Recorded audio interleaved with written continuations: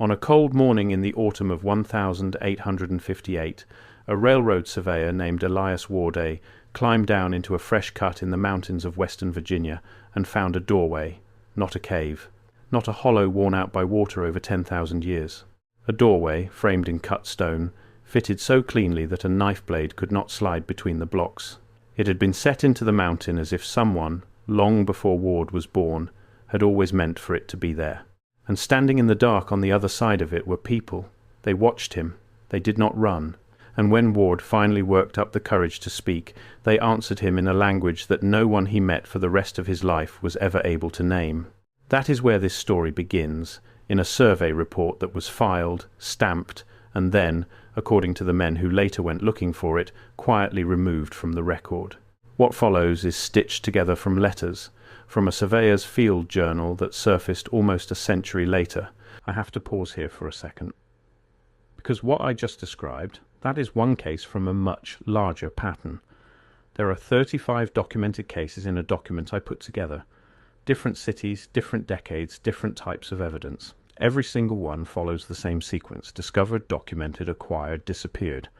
I could not fit all of it into a video. It's in the pinned comment below. Find it before we continue. From county ledgers with pages torn cleanly out, and from the accounts of families who swore their grandparents had seen the tunnels with their own eyes. Some of it can be checked. Much of it cannot. But the pieces that remain point at something the official history of this country does not want to explain. So let's go back and look at all of it, slowly, the way Ward himself would have, one lantern's worth of darkness at a time. To understand why a doorway in a mountain mattered so much, you have to understand what these mountains were in 1858. This was the edge of the industrial world. The great push west had turned into a scramble for iron, for coal, and above all for the routes that could carry them. Railroad companies were the most powerful institutions in the country, richer than most state governments, and they employed armies of surveyors to walk the ridge lines and map every possible path a line could take. Ward was one of those men. He worked for a company that was laying track through country most Americans had never seen, country the maps still marked as empty. But it was not empty. That was the first thing that never added up. The official story of Appalachia is a story of wilderness, of a frontier tamed by hardy settlers who arrived with axes and built everything from nothing. And yet the deeper the survey crews went, the more they kept running into things that did not belong in a wilderness. Old roadbeds under the leaf litter, dead straight, graded and cambered like a modern highway, running for miles and then simply stopping. Stone foundations far too large for any cabin, squared and mortared, swallowed by second-growth forest. Cuts through solid rock that no local had made and no local could remember being made. The men who found these things had a private phrase for them. They called them the old works, and nobody in any position of authority wanted to hear about the old works. Ward's crew had been chasing a grade along a creek the locals called Sinking Run, a stream that did exactly what its name promised. It ran hard out of the high ground, gathered strength, and then, at a certain bend, vanished into the base of a ridge and did not come out the other side. Water that goes into a mountain has to go somewhere. Ward wanted to know where. So on that autumn morning he left the rest of the crew at the camp, took a lantern and a coil of rope, and followed the creek to the place where it disappeared. What he found was not a natural sinkhole. The creek ran into a cut passage, a channel with squared walls and a floor worn smooth, angling down into the dark at a steady grade. Ward wrote later that it reminded him of the great canal works he had seen back east, except that no canal engineer he knew of would ever have run a channel straight into a mountainside and left it there. He tied his rope, lit his lantern, and went in. He counted his paces. He counted, by his own account, more than 400 of them before the passage opened out, and the light of his lantern stopped finding walls, and he understood that he was standing in a room the size of a cathedral, cut entirely out of living rock. And the room was not empty either.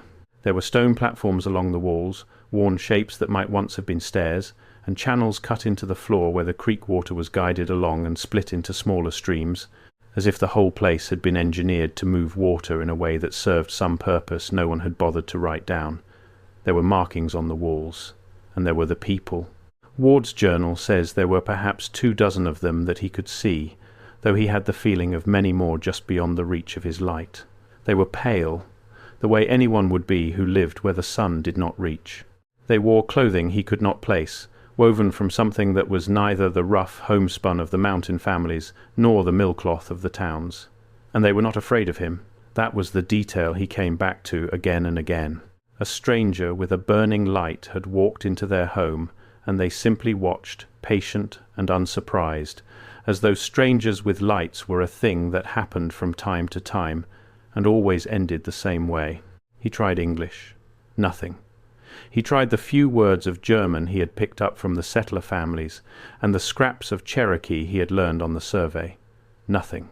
One of them, an older figure, finally spoke to him, a long, steady stream of sound, and Ward wrote that it was unmistakably a language, structured, deliberate, full of repeated forms the way real speech is full of them, and that he did not recognize a single syllable of it.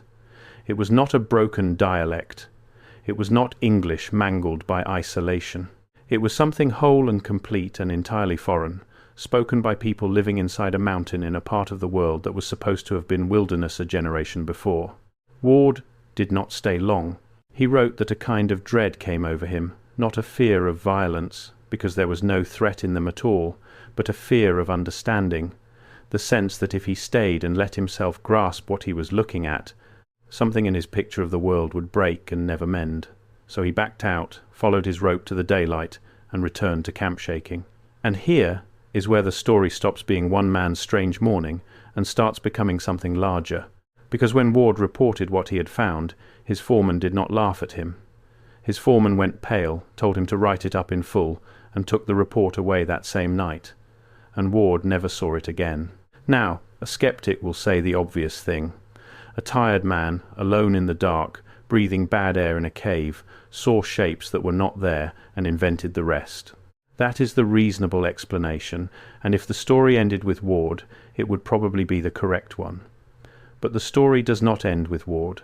Over the next 18 months, the same railroad company that employed him quietly bought up every parcel of land within 4 miles of Sinking Run. It paid far more than the land was worth. It paid in cash. And then it did nothing with the land at all. It laid no track through it. It dug no coal out of it. It simply closed it off, posted men to watch the approaches, and left it alone. Companies in 1858 did not spend fortunes on mountain land in order to sit on it. Unless there was something on that land they wanted no one else to find. We know about the land purchases because of a second man, and this is where the thread widens into a rope. His name was Josiah Cade, and he was a county clerk, the sort of small official who spends his life copying deeds and recording sales and knows exactly what a normal transaction looks like. Cade noticed the Sinking Run purchases because they were not normal. The prices were wrong. The buyers were listed under company names that led nowhere when he tried to trace them, and the surveys attached to the deeds described features on the land that no surveyor should have known to describe. One of them referred, in the dry language of a legal boundary, to the mouth of the ancient watercourse. Another mentioned the worked stone at the second bend. These were not the words of men who had found wilderness. These were the words of men who already knew exactly what was there and were writing careful legal fences around it. Cade did what curious men do. He started asking. And the more he asked, the more he learned that the old works were not a secret to the oldest families in the region at all. The secret was only kept from newcomers, from officials, from anyone connected to the outside world. The mountain families had a whole quiet body of knowledge about the tunnels, passed down in the way that only spoken things get passed down, never written, because the one time someone had written it down. So, the story went, the men from the company had come to the house at night and taken every scrap of paper in it. According to what Cade gathered, the tunnels ran for miles. They connected. They were not one cathedral chamber under one ridge, but a network, a system that laced through the mountains the way veins lace through a body, and the people who lived in them had been there, by the reckoning of the oldest tellers, since before the first settlers ever crossed the ridge, since before the country had a name. This is the point where the story stops being a ghost tale and starts being a claim about history itself. Because if there were people living in engineered tunnels under the Appalachians before European settlement, then somebody built those tunnels. And the tunnels were not the crude scratchings of people making do with stone tools. They were graded. They were squared. They moved water on purpose. They showed, in the words of one man who saw them, the hand of engineers, not the hand of savages. Somebody with real knowledge, real tools, and real organization had cut a system through solid rock across hundreds of square miles of mountain, and then that somebody had vanished so completely from the record that the official history of the continent had no room for them at all. This is where we have to talk about the economy, because that is the part everyone skips, and it is the part that makes the whole thing impossible to wave away. Building a tunnel network is not a hobby. It is one of the most expensive things a society can do. It requires food surpluses to feed the workers, a system to organize and pay them, tools and the metallurgy to make the tools, and above all a reason, an economic reason, a return worth the staggering cost of moving that much stone. When we find a canal or a road or a mine, we do not ask only who built it. We ask who paid for it, and what they were moving through it, and what they got back. Apply those questions to the old works, and the answers get very uncomfortable very fast. Somebody was moving something through those mountains, on a scale that justified an engineering project of almost unimaginable size, at a time when, according to the history we are taught, there was nothing here but forest. So what were they moving? Cade thought he found part of the answer, and it was the discovery that got him fired from a job he had held for 20 years. Among the old deeds and ledgers in his own courthouse, filed under dates that made no sense, he found records of a currency. Not dollars, not British pounds, not Spanish silver, the coin that actually circulated on the American frontier. Something else. Small tokens, described in the ledgers as pieces of a pale metal, stamped with symbols, and used, according to the records, in trade throughout the mountain country long before the United States extended any authority over it. The families who still had these tokens, and a few of them did, would not sell them and would barely show them, but Cade saw too. He wrote that they were heavier than they looked, that the metal did not tarnish the way silver tarnishes, and that the symbols stamped on them matched, exactly, the markings Ward had described on the walls of the great chamber under Sinking Run. Think about what that means, if it is true. A currency implies an economy. An economy that spans a mountain range and predates the nation implies a civilization. A civilization that could cut tunnels through solid rock and mint a metal coin that does not corrode implies a level of organization and technical skill that the standard story of pre-settlement America flatly denies existed. And the fact that this currency was stamped with the same symbols found deep inside the tunnels ties the whole thing together into a single knot. The tunnels, the language, the tokens, the vanished builders. They are not four separate mysteries. They are one mystery, and it is a mystery about who really controlled this land and its wealth before the story we know was written over the top of it. Sit with the currency a moment longer, because a coin is never just a coin. A coin is the fingerprint of an entire economy, and you can read a great deal off of it if you are patient. For a token to circulate, thousands of people have to agree that it holds value, which means there has to be something behind it, something being produced and traded and counted. It means there are places where the tokens are made, and people whose work it is to make them, and an authority that decides how many exist. It means debts and wages and prices. It means, in a word, a state, or something that does the work a state does. And the ledgers Cade found in his own courthouse, the ones filed under dates that made no sense, described exactly that. Not a barter economy of isolated families swapping furs. A monetized economy, with the tokens moving up and down the mountain country in a web of trade that had its own logic and its own reach, running for generations before a single federal surveyor ever set foot on the ridge. Now ask the question the standard history never asks. If there was already an economy here, with a currency and a network and an infrastructure of tunnels to move goods through the mountains, then what happened to it? Economies do not simply evaporate. They are absorbed, or they are destroyed, or they are replaced. And the timing is the part that should make the hair on your arms stand up, because the replacement is a matter of record. In the very decades when the tunnel people were being found and unfound, when the land around Sinking Run was being bought up and sealed off, the mountains were being remade into something new. The company town, the coal camp, the scrip economy, where a man was paid not in dollars but in tokens good only at the company store, tokens of a cheap stamped metal, redeemable only inside a system he could never leave. We are taught that scrip was an invention of industrial capitalism, a clever cruelty dreamed up by mine owners. But look at what it actually was. A closed monetary system run by a single controlling authority, using stamped metal tokens to bind an entire population to the land and its output. That is not an invention, that is a copy. Someone had run exactly that kind of economy in exactly these mountains long before, and the new owners did not so much create the company town as inherit the blueprint and stamp their own faces on the coins. This is the revisionist heart of the whole story, and it has nothing to do with warm lamps or sealed doors. Strip all the mystery away, and you are left with a hard economic claim. The history we are taught treats this land as empty before industry arrived, a blank wilderness that had to be built up from nothing, and that emptiness is precisely what justified taking it. You cannot steal what belongs to no one. You cannot erase an economy that was never there. So the first and most valuable thing the new order produced was not coal or iron. It was the story of emptiness itself, the official account in which nothing of worth existed here until the right men arrived to make it. The tunnels, the tokens, the network, the people, all of it had to become myth, because as long as it stayed history, it was a rival claim to the wealth of an entire mountain range. The men who bought the land around Sinking Run were not just hiding a strange hole in the ground. They were defending a title. And the surest way to hold a title is to make certain no one remembers there was ever a prior owner.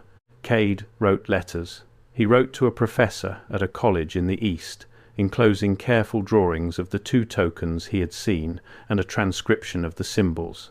He got one reply, brief and shaken, asking him where on earth he had found these marks, because the professor had seen them before, in an entirely different place, and had been told very firmly to stop asking about them. Cade wrote again. There was no second reply. Within the month he received a visit at the courthouse from two men who did not give their names, and shortly after that he was dismissed from his position for what the county recorded as irregularities in his handling of the files. He spent the rest of his life trying to get someone, anyone, to listen. He died in 1889, poor and dismissed as a crank, and the drawings he made were thought lost until one of them turned up, decades later, folded into the back of a family Bible.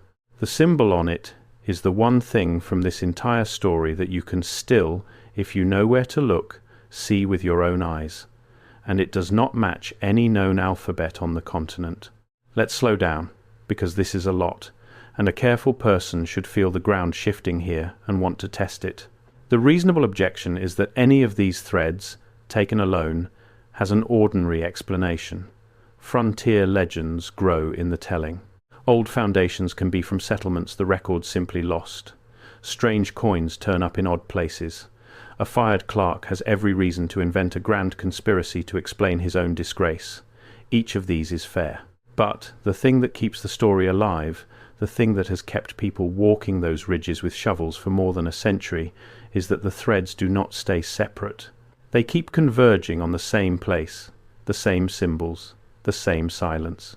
And every time someone got close enough to tie them together, the same thing happened. The record went quiet. The land got bought.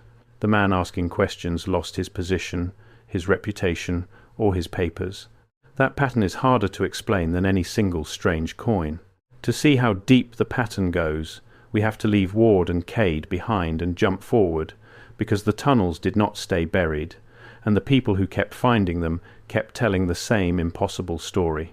In the 1880s, a mining company sank a shaft along the same range, 30 miles from Sinking Run, and broke into a worked passage at a depth of over 200 feet. The mine foreman's report, which survives because it was filed with an insurance claim rather than with the company itself, describes a squared tunnel running level through the rock, with the same smooth floor, the same channels for water, and, set into a niche in the wall, a lamp, not a torch, a lamp made of the pale metal, of a design the foreman had never seen, and, he swore, still faintly warm to the touch, though it held no oil and no flame. The company sealed the shaft within the week and told the miners they had hit bad air. The men who had gone down knew the difference between bad air and a warm lamp in a tunnel that no one had lit in 1,000 years. The lamp is the detail where a lot of people get off the train, and that is fair too, because a lamp that stays warm without fuel is the kind of claim that belongs in a tall tale. But hold the lamp for a second and notice what it is doing in the story, because it is not decoration, it is a claim about technology. Every version of the tunnel people that survives, from Ward in 1858 to the miners in the 1880s to the accounts that came later, agrees on one thing. Whoever built the old works had knowledge that the world of steam engines and gas lamps did not have. They moved water without pumps. They lit spaces without fire. They cut stone with a precision that the best masons of the 1800s looked at and could not reproduce. This is the heart of what people mean when they talk about a lost civilization. Not simply older, more capable. A society that knew how to do things that the industrial age, for all its smoke and iron, had to relearn from scratch or never learned at all. Before we follow the story out of the mountains, we have to stay with the language, because it is the piece that is hardest to fake and the piece that almost no one has looked at squarely. Ward was not the only person who heard it. Over the decades that the tunnel people kept surfacing, a handful of educated men and women tried to do the one thing that might have settled everything. They tried to write it down. A schoolteacher named Margaret Sowell, who taught in a settlement not far from the range in the 1870s, left a notebook, and in that notebook are pages of careful phonetic transcription, sounds she said she had taken down from an old man who had lived, as a boy, among people who spoke it. Sowell was not a fool and not a dreamer. She was a trained teacher who knew the difference between a real grammar and a made-up one, and what she recorded has the marks of a real grammar. Words that change their endings in regular ways. A small set of sounds, repeated in patterns that behave the way the sounds of a living language behave, and not the way nonsense behaves. She sent her pages to a philologist at a university, a man who studied the roots and relations of languages for a living, and his written reply survives in fragments.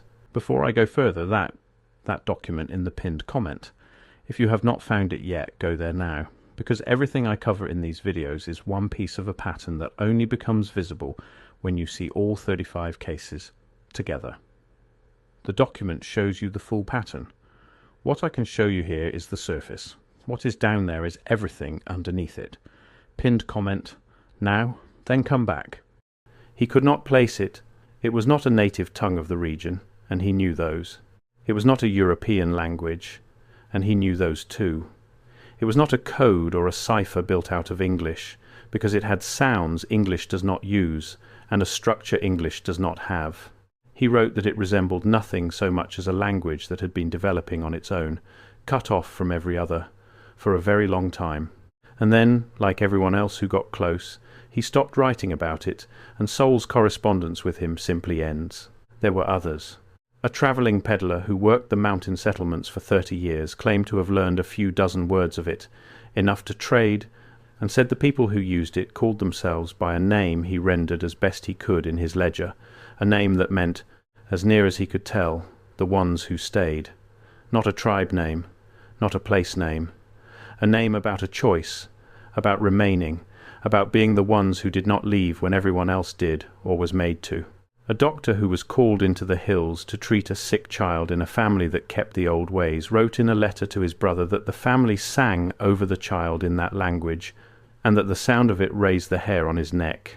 Not because it was frightening, but because it was beautiful, and old, and utterly strange, and he had the overwhelming sense that he was hearing something never meant for his ears.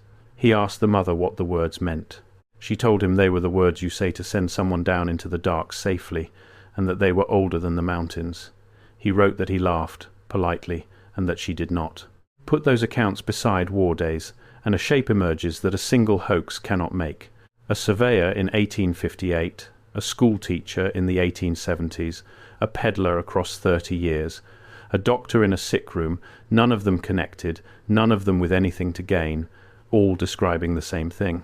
A whole language, structured and beautiful and unplaceable, spoken by a scattered people who called themselves the ones who stayed, and who used their words, among other things, to bless a journey into the ground. You can dismiss any one of them. It is much harder to dismiss the way they agree. And this is where the story connects to something much larger than one creek in Virginia. Because the tunnel people are not the only anomaly of their kind. All across the world, and all across the maps of the 18th and 19th centuries, there are marks of an order that the official history cannot fit into its timeline. There is a name that surfaces again and again in the oldest atlases, a vast territory sprawled across the northern half of the world, labelled by cartographers who clearly believed it was real, and then, within the span of a few decades, erased from every map that followed. The people who study this call the vanished order by that old cartographer's name. They argue that what we are taught as ancient ruins and natural formations and lucky coincidences of architecture are in fact the scattered remains of a single coordinated worldwide civilization, one that was deliberately written out of history, its buildings reassigned to later hands, its technology forgotten, its very existence turned into myth. And the tunnel people of Appalachia, in this reading, are not a local curiosity at all. They are one loose thread of that far larger fabric, a pocket of the old order that survived, underground, in the mountains, long enough for a surveyor with a lantern to stumble into it and write down what he saw before the record could be cleaned. It is worth being specific about what this larger claim actually says, because it is easy to wave away as fantasy and harder to sit with once you understand its shape. The argument is not that visitors from the stars built the pyramids or that a wizard raised the mountains. It is quieter, and for that reason more unsettling. It says that a few hundred years ago the world looked different than we are told, that the maps of that time show a great ordered dominion spread across the north of the world, and that within a startlingly short window this dominion vanishes from the record, its name scrubbed from the atlases, its territory redrawn as empty or primitive or belonging to someone else. It points to the strange sameness of certain old buildings across cities and continents that supposedly had no contact, the same grand stonework, the same domes and arches and ornament, rising in places and times where the official history insists there was no one with the wealth or skill to raise them. It points to the layers of earth that sit, in city after city, halfway up the ground floors of old buildings, as though a wave of mud had risen and then been dug back out, doorways and windows buried to their tops, whole first stories turned into basements by an event no textbook names. Believers call these events the resets, moments when the old order was struck down and buried and built over, its survivors scattered, its knowledge lost or hidden, its history handed to the ones who did the burying to write however they pleased. You do not have to swallow that whole to see why the tunnel people fit it the way a key fits a lock. Every feature of the old works is a feature of the vanished order as the believers describe it, the impossible stonework, the technology that outstrips the age around it, the economy erased and overwritten, the survivors driven underground, keeping an old language alive in the dark, the deliberate, funded, institutional silence closing over all of it. If there really was a worldwide order that got buried and rewritten, then somewhere the burying would have been imperfect. Somewhere a pocket of it would have survived in a place too remote and too deep to reach, and somewhere a man with a lantern would have walked into that pocket by accident and lived long enough to write it down. The Appalachian tunnels are exactly the kind of loose thread you would expect a global erasure to leave behind, in exactly the kind of place, at exactly the moment the new order was pouring its own foundations over the top of the old. That is either a remarkable coincidence, or it is the thread you pull to unravel the whole garment. You do not have to accept the largest version of this to feel the weight of the smaller facts. Set the grand theory aside entirely. Even the most cautious account of what happened along that range leaves you with a hard core of things that were seen, written down, and then made to disappear. Engineered passages under the mountains, a network too large to be the work of a handful of isolated families, a currency that circulated before the nation existed, a language that no scholar could place, and a moneyed, powerful institution that spent real fortunes to buy the land, seal the shafts, and silence the men who talked. Strip out the warm lamp and the worldwide empire, and you are still left holding a mystery that the standard history has no honest answer for. That is why this story refuses to die. There is a question buried under all of this that we have not asked directly yet, and it is the one an engineer would ask first. What were the tunnels for? You do not cut 100 miles of graded passage through solid rock for shelter. Caves are shelter. A hole in a hillside is shelter. The old works were something else, something with purpose built into every foot of them, and the clearest sign of that purpose is the water. Every account that describes the interior describes the same feature. Channels cut into the floors, streams guided and split and turned, whole rooms engineered around the movement of water through them. Water like that, controlled at that scale, is not decoration, and it is not drainage. It is work. Moving water was how the pre-industrial world did nearly everything that mattered, how it ground grain and drove hammers and sorted ore, how it separated the valuable from the worthless by weight and flow. The tunnel system was not a place to hide. It was a machine. And a machine that large, cut that deep, and hidden that well, was built to process something the builders did not want anyone above ground to see them processing. The likeliest answer sits in your hand already, because you have been holding it since Cade first described the tokens. The pale metal. The metal that did not tarnish, that was heavier than it looked, that turned up in the coins and the lamp and the sealed door, and nowhere in any catalogue of the ordinary metals of the age. If the mountains held a source of that metal, a vein, or a deposit of something the outside world had never seen and could not make, then everything else falls into line. You would need to dig for it, which explains the tunnels. You would need water to refine it, which explains the channels. You would need a workforce and a way to pay them, which explains the currency stamped from the same metal. You would need to keep the whole operation out of sight of any rival who might want it, which explains why the network runs deep and hidden instead of open to the sky. And you would have, sitting under those ridges, a source of wealth unlike anything the incoming industrial economy possessed, which explains, better than anything else does, why a railroad company would spend a fortune to buy the land, seal the shafts, silence the witnesses, and then never dig a single foot of it in the open. They were not covering up a legend. They were sitting on a mine, one they did not build and did not fully understand, and the last thing they wanted was for the world to learn what was down there or who had put it there first. This is the version of the story that the believers find hardest to let go of, and you can see why. It does not need warm lamps or worldwide empires to work. It needs only a rare metal, a hidden works to process it, a people who ran that works, and a new power that took the land, took the secret, and buried the both of them so completely that the men who had done the taking could pass the mountains off as wilderness they had generously chosen to develop. Whether or not the metal was ever real, the shape of the explanation is sound, and it is the shape that turns a ghost story into an economic crime. Somebody found something here, somebody else took it, and took the history along with it, and the tunnel people were simply the ones who happened to still be living inside the evidence when the new owners arrived to lock the doors. Let's go back into the ground, because there is more, and the more you follow it, the stranger the shape becomes. The single most detailed account we have comes not from Ward and not from Cade, but from a man who went looking for the tunnels on purpose, decades later, and left behind the closest thing this story has to a map. His name was Thomas Aldrich, and he was, by trade, a photographer, one of the men who hauled heavy glass plate cameras into the wilderness to record the country for the magazines back east. Aldrich heard the tunnel stories from an old man in a mountain settlement in the early years of the new century, and unlike everyone else, he had both the equipment and the stubbornness to try to prove them. He spent 3 summers on it. He found entrances, and he photographed what he found. Aldrich's account describes a system exactly as the oldest tellers had described it. Not a single tunnel, but a lattice, entrances hidden in creek beds and rock faces, and the back walls of what looked from outside like ordinary caves, all of them opening into the same squared, graded, water-channeled passages. He mapped what he could reach and estimated, from the airflow and the water and the distances he walked, that the network extended for tens of miles, and that most of it lay far deeper than any part he was able to enter.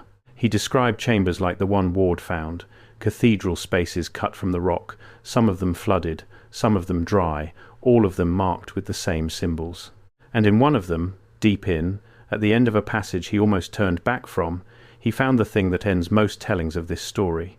He found a wall that was not cut but built, fitted stone, enormous blocks, laid up with the same impossible precision, and set into it, at the centre, a single sealed door of the pale metal, taller than a man, with no handle, no hinge, and no seam, stamped across its whole face with the symbols. arranged not at random but in rows, like a page, like writing, like something meant to be read by whoever finally came far enough to stand in front of it. He photographed the door. He photographed the wall, the chambers, the channels, the symbols. He came out of the mountains with a case of exposed glass plates that, if they showed even half of what he described, would have forced the world to rewrite everything it thought it knew. And you already know what happened to them, because you have been listening to this pattern for the whole story. The plates never reached a printer. Aldrich shipped them east to be developed, and they did not arrive. The crate was signed for at one end and never seen at the other. Aldrich went back into the mountains to reshoot, and this time did not come out. He was declared lost. The settlement where he had heard the stories was, within a few years, emptied, its families relocated when the land was bought up, as it always was, by a company whose name led nowhere. The one thing that survived was a single contact print Aldrich had made before he shipped the plates, kept by the widow of a man who had guided him. It is grainy and dark and easy to dismiss. It shows a passage receding into blackness, squared walls, a smooth floor, and along the wall, unmistakable, a row of the marks. That print, and Cade's drawing folded in the Bible, and the few surviving tokens, are the whole of the physical evidence that outlasted the silence. Everything else, the survey report, the mine foreman's warm lamp, Aldrich's crate of plates, the county files Cade tried to save, all of it went the same way. Not destroyed in fires or lost to time, which is how evidence usually dies. Removed, bought, signed for, and never delivered. And that difference matters, because random loss scatters. It leaves some things and takes others at random. What happened here was not random. Something reached into this story, again and again, across 50 years and 3 different men who did not know one another, and pulled out precisely the pieces that would have proven it, and left behind only the pieces thin enough to be laughed at. A skeptic calls that coincidence, but coincidence does not usually have a direction, and this one always pointed the same way. So who were they, the people Ward found in the dark, the people who did not run and were not surprised and answered him in a language out of nowhere? Here the honest answer is that we do not know, and anyone who tells you they know for certain is selling something. But we can lay out what the evidence, such as it is, actually supports, and let you weigh it yourself. The first possibility is the simple one, that they were the last remnant of an ordinary people, a settlement that had gone underground for shelter and drifted into isolation until their speech and their ways diverged from everyone around them. This explains the language. It does not explain the engineering, the tokens, the metallurgy, or the reach of the network, none of which an isolated remnant could have produced. It asks you to believe that frightened refugees cut 100 miles of graded tunnel through solid rock and minted an incorruptible coin. It does not hold. The second possibility is the one the tunnel believers hold to, and for all that it sounds impossible, it at least accounts for the whole of the evidence rather than a corner of it. It says that the old works are exactly what they look like, the infrastructure of a real civilization that was here before the one we know, a society with an economy, a currency, a written language, and a command of stone and metal and water that we have flattered ourselves into thinking was ours first. It says that this civilization did not simply die out, the way civilizations are supposed to, leaving ruins for archaeologists to catalogue. It says that it was erased, its surface swept away or buried, its buildings handed to later owners, its story overwritten, and that the tunnel people were what was left, the ones who went deep and stayed deep and outlasted the erasure by living where the New World never bothered to look. In this reading, Ward did not discover a lost tribe. He discovered survivors, and the reason his report vanished, the reason the land was bought and the shafts were sealed and the photographer's plates went missing, is that the people who wrote the new history over the old one were not finished with the job and could not afford for a man with a lantern to undo it. I want to be careful here, because it would be easy to end on the biggest, most thrilling version of this and send you off certain of something you have every right to doubt. So let me be plain about where the solid ground stops. We cannot verify Ward's chamber. We cannot verify the warm lamp. We cannot verify Aldrich's sealed door, because the photographs that would have shown it are gone. Every piece of this that would settle the question is exactly the piece that did not survive, and a careful mind should sit with how convenient that is and hold the whole thing at arm's length because of it. This is a story told mostly in the shape of its own absences, in torn-out pages and undelivered crates and files that went quiet, and a story shaped like a whole is a story you should be slow to fall into. And yet, the absences themselves are a kind of evidence, if you are willing to read them. It is one thing for a legend to have no proof. Legends never have proof. That is what makes them legends. It is another thing entirely for a legend to have proof that keeps being taken away, on schedule, by people with money and reach, every single time it comes close to the surface. The first is the ordinary silence of things that never happened. The second is the deliberate silence of things someone needs unhappened. And when you lay this story out end to end, across the surveyor and the clerk and the miners and the photographer, across 50 years and 100 miles, what you are looking at is not the first kind of silence. The pieces are too consistent, the symbols too exactly repeated by men who never met, the pattern of removal too precise. Something was here. Something knew how to move stone and water and metal in ways that the people who found it could not match. And someone, with the means to reach into courthouses and railroad archives and shipping crates, has spent a very long time and a great deal of money making sure you would only ever hear about it as a story too strange to be true. The story did not end when the old witnesses died. It went quiet for a long stretch, the way these things do, and then, the way these things also do, it came back, because someone new went looking. In the second half of the last century, a researcher began pulling on the thread again, a man who had grown up in the mountains, hearing the tunnel stories as a child and who never quite let them go. He was methodical about it. He did not go into caves with a lantern. He went into archives with a notepad. And what he documented was not the tunnels themselves, but the trail of their erasure, which turns out to be almost as strange as the tunnels would be. He found the gaps. The railroad company's own records, held in a corporate archive, had a clean hole in them for the exact stretch of years and the exact stretch of country around Sinking Run, as though a careful hand had gone through and lifted out every page that touched the place.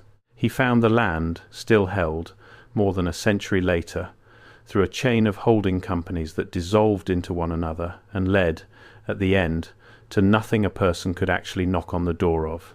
He found the county records Cade had tried to save, or rather he found the space where they should have been, a run of case files with the numbers intact and the contents gone, and he found, over and over, the same thing Cade and Aldrich and Sowell had found.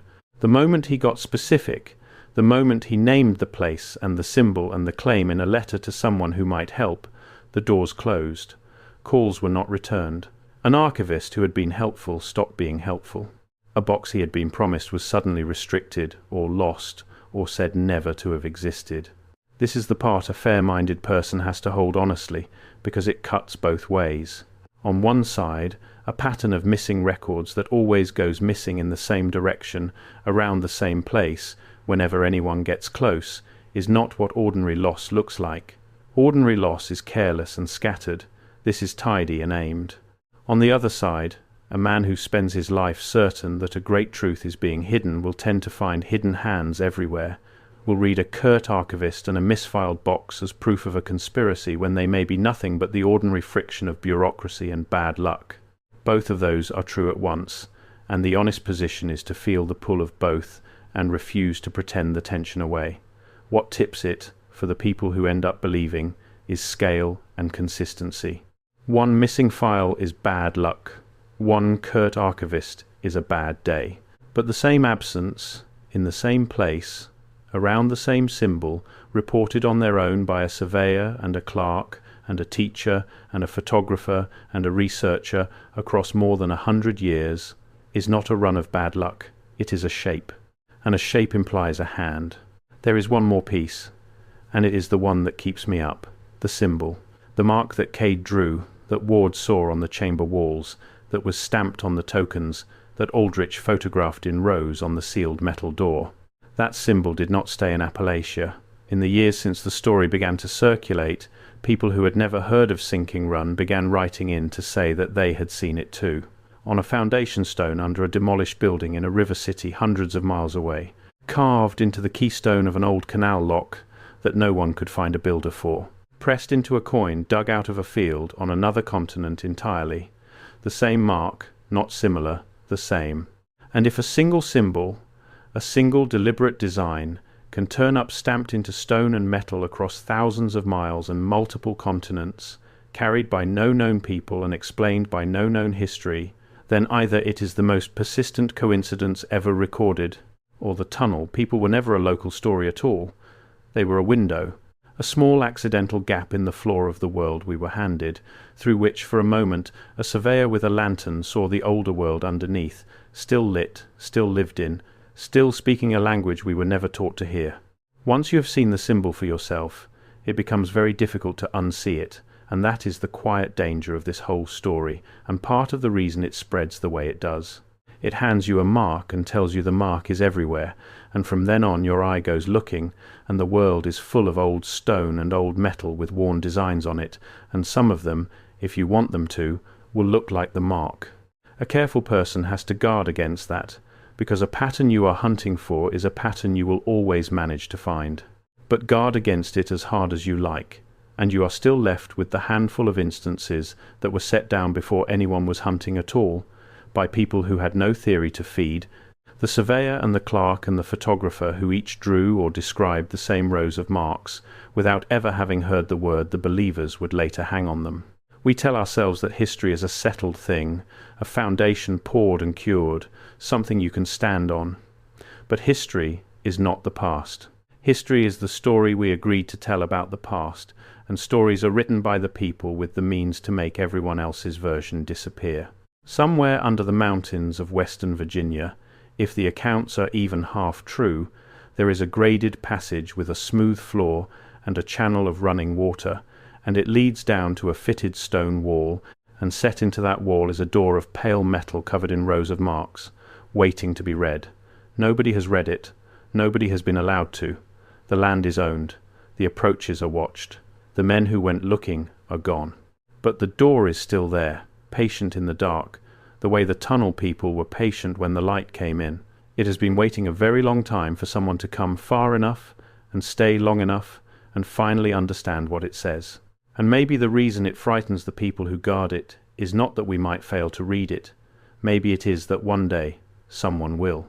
So here is what I would leave you with, not as an answer, but as a question you now have to carry.